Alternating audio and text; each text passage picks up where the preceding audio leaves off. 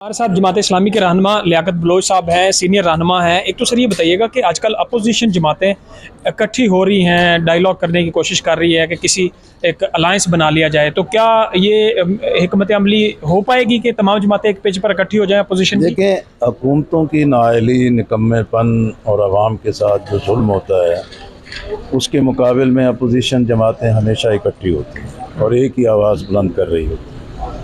लेकिन जब इस तरह की सूरत हाल पैदा होती है कि आइन पामाल हो रहा हो, जमहूरियत की बुनियादें कमज़ोर की जा रही हों, आवाम से आइनी जमहूरी हकूक़ छीने जा रहे हैं, सूबों की शिकायत बढ़ रही हों, लोगों की जान माल इज़्ज़त को तहफ़्फ़ुज़ ना हो, तो ये नुक्ता नज़र भी ज़ोर पकड़ता है कि इत्तेहाद बनना चाहिए। लेकिन आप जानते हैं कि पाकिस्तान में इत्तेहाद बनाना कोई नया फार्मूला नहीं है, ये आज़माया हुआ फार्मूला है, आज़मूदा फार्मूला है।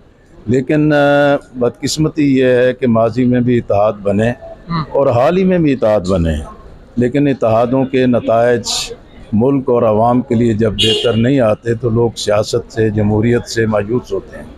जमात इस्लामी का मौक़िफ़ यही है कि भी मुल्क को आइन के तहफ़्फ़ुज़ के लिए, जमहूरियत की बहाली के लिए, इंसानी बुनियादी हकूक़ की हिफाजत के लिए, सूबों की शिकायत के अज़ाले के लिए और पाकिस्तान को माशी बहरान से निकालने के लिए मिनिमम एजेंडे पर इत्तफ़ाक़ करना चाहिए। और इस मकसद के लिए जब कम से कम एजेंडे पर इत्तफ़ाक़ हो जाए तो हम अपने अपने प्लेटफॉर्म से एक जद्दोजहद कर सकते हैं और इसी के नतीजे में ही पाकिस्तान के अवाम को उनका महफूज मुस्तकबिल मिल जाए। सर अगर छोटा सा बता दें, हाफिज़ नईमुर रहमान साहब की तरफ से एक बयान सामने आ रहा था, गर्दिश कर रहा था, ईद के बाद कोई तहरीक चलाने जा रही है जमात इस्लामी? इंशाअल्लाह। देखें, आपको मालूम है कि हमने 14 दिन का धरना दिया, एक तहरीरी मुआहदा हुआ जिसमें हुकूमत ने कहा कि भी बिजली सस्ती होगी और मुलाजमीन पर जो बोझ है उसको कम किया जाएगा और इसी तरीके से जो अय्याशियाँ हैं उनको ख़त्म किया जाएगा।